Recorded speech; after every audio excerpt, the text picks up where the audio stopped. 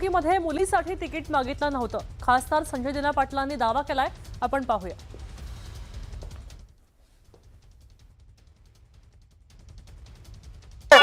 अरे सगळ्यांना मिळतात ना, थांब ना. सगळ्यांना बोलतात ना, थांब ना.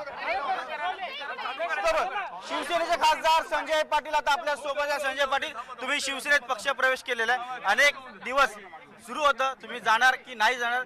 तुमच्या मतदारसंघामध्ये तुमचे आधीचे पक्ष प्रमुख उद्धव ठाकरे यांनी सभा देखील घेतली. काय तुमची प्रतिक्रिया आहे? काय प्रतिक्रिया झालं ना, आता साहेब बोलले ना, सर्व झालं, बोलून झालं ना. तुम्ही स्थानिक लोकप्रतिनिधी आहात ईशान्य मुंबई लोकसभा मतदारसंघाचे. तुम्ही आता पक्ष प्रवेश केले, तुमची प्रतिक्रिया द्या. मी आपल्या माध्यमातून तमाम शिवसैनिकांचं, उद्धव बाळासाहेब ठाकरे पक्षाच्या सर्व शिवसैनिकांचं, सर्व काँग्रेसच्या सर्व कार्यकर्त्यांचं, सर्व राष्ट्रवादी शरद पवार साहेबांच्या कार्यकर्त्यांचा आभार मानतो. त्यांनी मला निवडून आणलं होतं. आत्ता पण मी एकदा निवडून आल्यावरती कुठल्या पक्षाचा नसतो मला. हां, त्यांचं पण काम तसंच होणार आहे. त्यांचाही खासदार मीच आहे. हां, ते जे संभ्रम निर्माण करतात आहे सर्व, असं काही नाही आहे. हां, कोणी मला कोणाबरोबर कोणाबद्दल नाराजी नाही आहे. एका माणसाबद्दल आहे, ती मी वारंवार गेले 7 वर्ष कळवतोय. मला ज्या दिवशी मी गेलो नव्हतो, मला बोलवलं गेलं होतं म्हणून मी त्या पक्षात गेलो. वारंवार बोलत होते. जेव्हा मी गेलो होतो त्यावेळी मी त्यांना सांगितलं होतं का बाबा, मी माझ्यासाठी जात नाही, का माझ्या परिवारासाठी जात नाही, माझ्या कार्यकर्त्यांसाठी जातोय. पण गेले 7 वर्ष एकही माझ्या कार्यकर्त्याला एक पदही दिलं नाही. मला खासदारकी दिली त्याच्याबद्दल खूप मेहरबानी.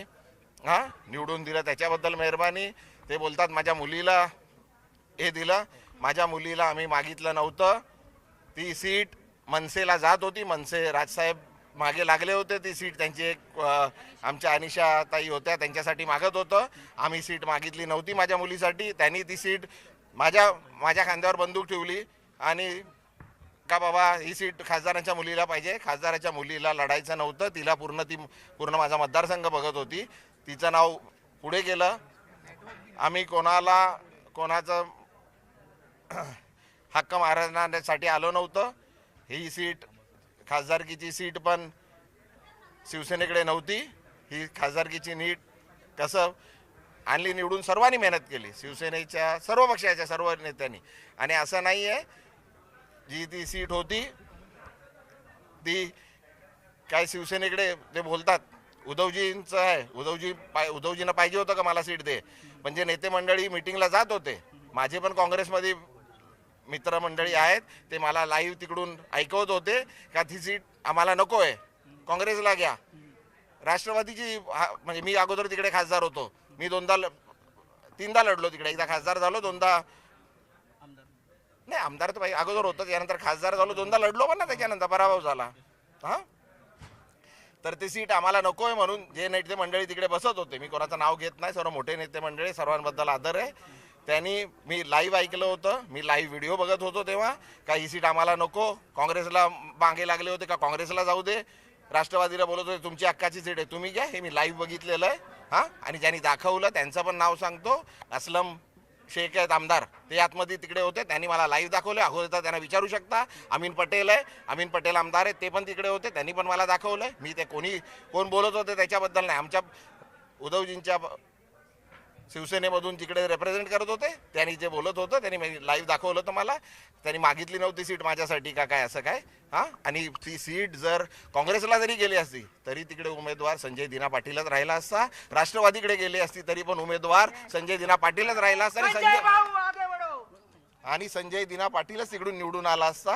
हां, पण जो अन्याय माझ्यावरती, तर ठीक आहे, मला खासदारकी दिली. खासदारकी देऊन काय फायदा आहे? काम तर केलं पाहिजे ना. माझ्याकडे एक पक्षाचा माझ्या कोणी कार्यकर्त्याला, सर्व प्रमुख कार्यकर्ते आले होते माझ्याबरोबर. एकालाही तिथे कोणाला पदाधिकारी, एक साधं शाखा प्रमुख जाऊ द्या, साधं पदही दिलेलं नाही. चांगले लोक होते. तालुका अध्यक्ष, मुंबईच्या महिलाचे अध्यक्ष होते आमची मनीषा तुपेताई. हां, त्यांना आम्ही तिथे त्यांच्यासाठी काय मागत होतो, एक तालुक्याचं महिलाचं प्रमुख पद पण नाही, उपपद मागत होतो. तेही दिलं नाही. 3दा मीटिंगला बोलवायचे, गेलं का त्या मनीषाताईंना 3दा मातोश्रीमधून बाहेर काढलं. हां, म्हणजे अन्याय कसा आमच्या लोकांना त्रास देत होते, कसं माझ्याबरोबरच्या आल्या लोकांचा अपमान करत होते, त्यांना बाहेर काढलं. मग नंतर जेव्हा राष्ट्रवादी स्थापन झाली म्हणजे अजित पवार साहेबांची, तेव्हा त्यांना लगेच परत तिकडे त्यांना महिलाचं अध्यक्ष केलं, सिद्धिविनायकचं ट्रस्टी केलं, DPDCचं मेंबर केलं. म्हणजे त्यांची कुवत आहे, चांगल्या कार्यकर्ते आहेत, ते चांगलं आहे. पण त्यांना इकडे कोणाला पद नाही. ज्यांना माझ्याबरोबर जे लोक आले होते, तालुका अध्यक्ष होते प्रशांत दास म्हणून, त्यांना एक पद नाही. दुसरे माझ्यावर असे आणि खूप मुंबईवर आले होते लोक. आता माझ्याबरोबरचे लोक आहे, मी विद्यार्थी संघटनेचं काँग्रेसमध्ये काम केलं होतं, राष्ट्रवादीमध्ये विद्यार्थी संघटनेचं काम केलं होतं, राष्ट्रवादीचा युवकचा अध्यक्ष होतो, राष्ट्रवादीचा पॅरेंट बॉडीचा अध्यक्ष होतं लोक. आणि मला तुम्ही सर्व ओळखता, मला लोक जमा करायची, लोक माझ्याबरोबर आहेत. पक्ष कुठला असू दे, काय असू दे, लोक असतात माझ्याबरोबर. आणि लोकांच्या सुखादुःखात आम्ही जातो, भेटतो, कामं करतो. आणि एवढे वर्ष माझा परिवार आम्ही सेवा करत आलो लोकांचं. नगरसेवक, आमदार, खासदार की आहे नाही काय फरक नाही पडला. 10 वर्ष नव्हतो, कधी तुम्ही बघितलं असेल काय फरक नाही पडला. हां ठीक आहे. मी जे माझ्याबरोबर आले होते महानगरपालिकेमध्ये, मी सीट मागितल्या होत्या. मुलुंडला अभिजित चव्हाण म्हणून आहेत, त्यांच्यासाठी मागितलं होतं. भांडुपला मामा मंचेकर म्हणून आहे, कांजूरला त्यांच्या मिसेस आहे.